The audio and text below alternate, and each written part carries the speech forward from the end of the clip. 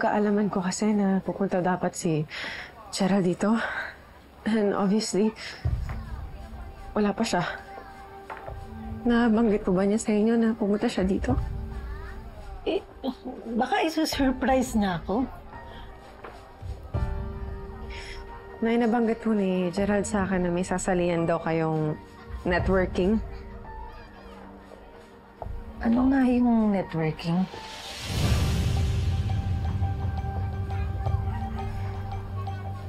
Wala ko, hayaan niyo na lang.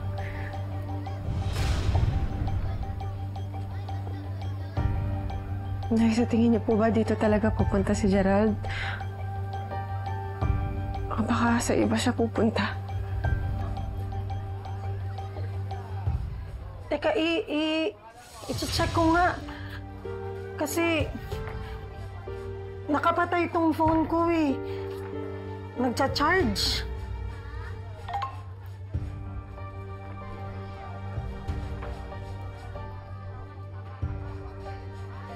Nay, si Gerald po ba yung nag-message?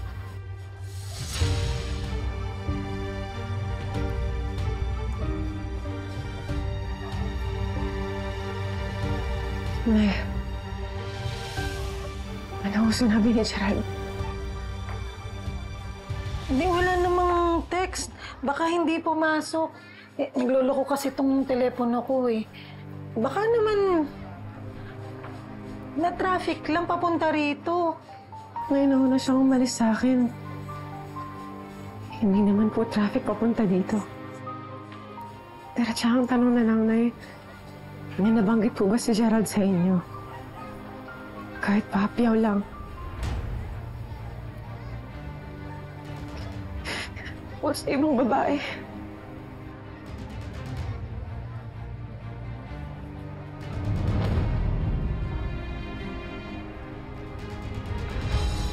Gerald!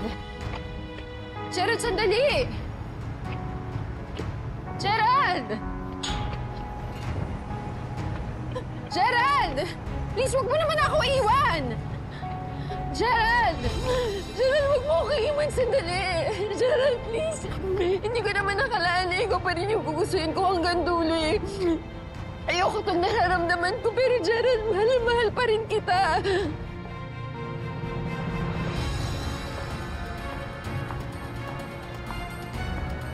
Please naman, Gerald! Please, please! We're right on time. Diretso na tayo sa airport.